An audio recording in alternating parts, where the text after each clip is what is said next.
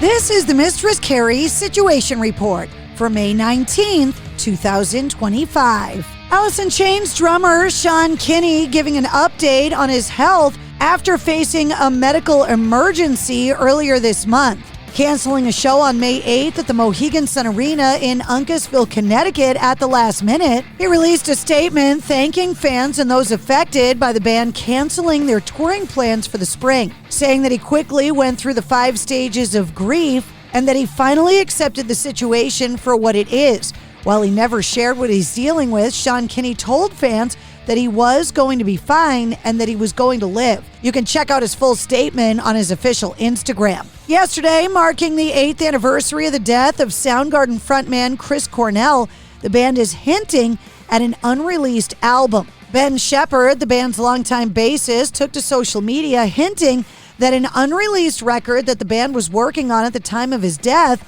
could be getting released. Saying one of the songs has been stuck in his head for a while, he said, quote, "It's a song that Chris and Matt wrote, The Road Less Traveled, for our album that is yet to be named. Just hearing Chris's voice helps. I know he did that for everyone he knew, help them. He did it for me, filled with self-doubt and indebtedness. And in just his tone, he knew what I was going through and forgave me like he always did, even when he was older. It's at this point of recording all of our previous albums, I'd get this overwhelming hit of awe, camaraderie, power, creativity, majesty even, and love from the music and my bandmates. I guess it's just a pure life force," he said. He continued, "I can tell you it feels good and invigorating to hear Chris singing from over that horizon and hear the mighty, mighty life of soul sharing." Soundgarden have yet to announce a release date for the new music. Sleep Token's 4th studio album, Even in Arcadia, has debuted at number 1 on the Billboard Top 200 Albums chart, making their first album to do so. For the second time in a month, The Who have fired longtime drummer Zach Starkey, son of Beatles drummer Ringo Starr. Pete Townsend writing online, after many years of great work on drums from Zach, the time has come for a change.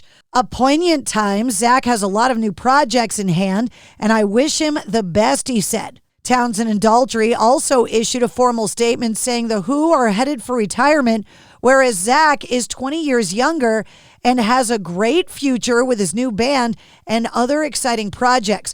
He needs to devote his energy to making it all a success, and we both wish him all the luck in the world, they said. Starkey said, "I was fired 2 weeks ago after reinstatement and asked to make a statement saying that I had quit The Who to pursue my other musical endeavors, and this would be a lie.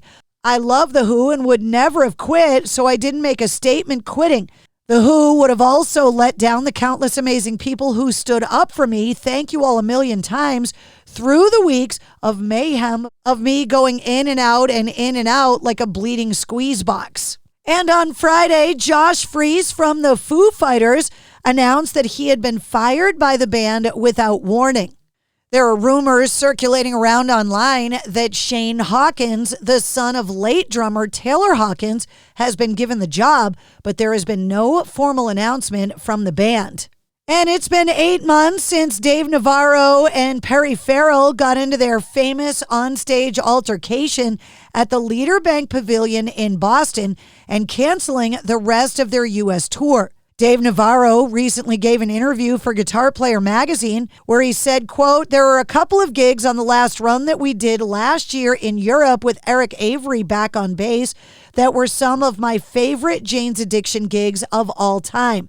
There was no bullshit, no props, no nothing on stage, no dancing, no pyro, and no gimmicks. It was just the 4 of us and some colored lights, and we were playing the songs, expanding on them, and getting in a kind of weird. If you combine the Grateful Dead and Radiohead, there were moments like that, just weird experimental jams that we had never done as a band. And yet, if you were to ask me about my least favorite gig, it would be the gig last September on Friday the 13th in Boston." He continued, "I have to speak in very broad strokes here because there are other individuals that are involved and it's still very tender and unresolved. There was an altercation on stage, and all the hard work and dedication and writing and hours in the studio and picking up and leaving home and crisscrossing the country and Europe and trying to overcome my illness, it all came to a screeching halt and forever destroyed the band's life.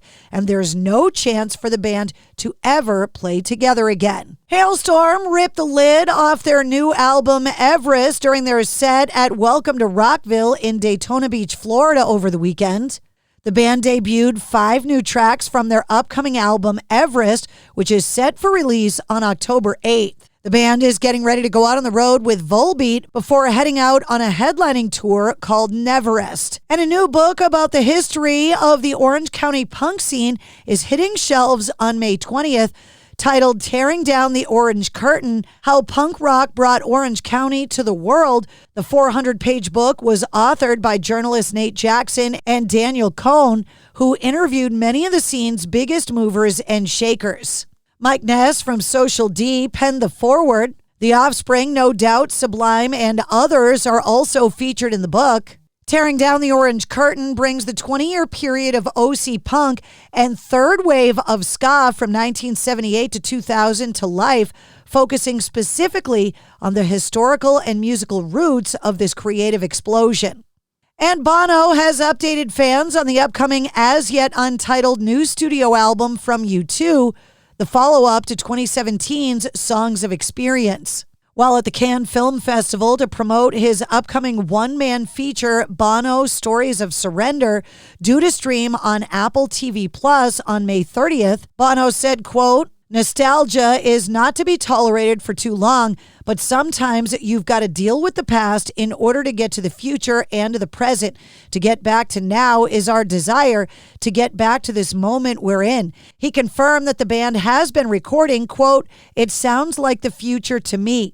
We had to go through some stuff, and now we're at the other end of it," he said. And that's your sit rep. For more details on all of the stories, check the links in the show notes of this episode. And don't forget to like, follow, share, and subscribe to the Mistress Carrie Podcast. New full-length episodes come out every Wednesday. Episode 258, featuring Wolfgang Van Halen from Mammoth, is available now.